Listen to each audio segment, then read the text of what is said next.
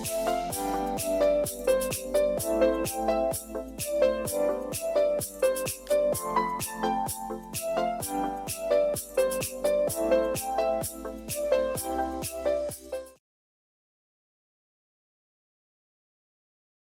this is an example of what you would explain to be a type 1 and a type 2 error.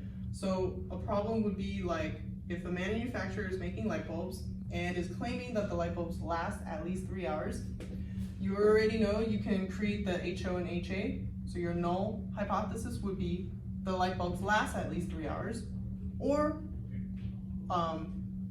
you would know it as U equals 3. Whereas your alternative, the light bulb does not last 3 hours. So you would say does not equal 3. Now, to know the difference between type 1 and type 2 error, I created this chart so that you can clearly see when you reject HO, when HO is false, this is the correct outcome that you want. And then when you fail to reject HO and HO is true, then yes, that is the correct outcome if you were to do it correctly. Whereas type 1 error, where you describe it as you concluded that you reject HO, but in fact HO is true. So a type 1 error in this problem would be the light bulb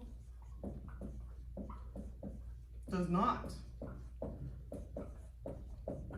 last at least 3 hours,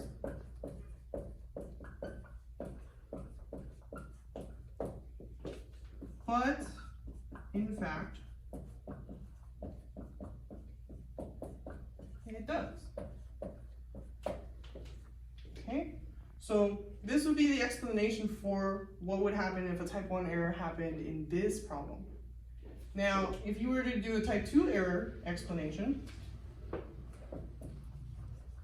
type 2, you want to look at what would happen if you fail to reject HO. So if you fail to reject HO, you're saying that the light bulb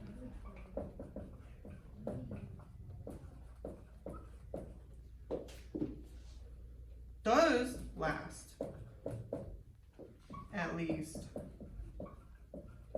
3 hours, but in fact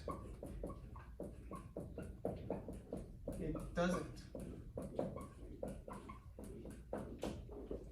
Okay, so this is summarizing what a possible scenario would be, but as you can see, if you're always comparing type 1, type 2 error, type 2 error is actually the worst one you can get. So let's say a company advertised that the light bulb does last at least 3 hours, you buy it, but in fact it doesn't last more than 3 hours. Wouldn't you rather have a light bulb that sadly advertised it didn't last more than 3 hours, but in fact it lasted? So you got your money's worth. So type 2 error is usually the one that you want to avoid in any real life situation or within hypothesis testing.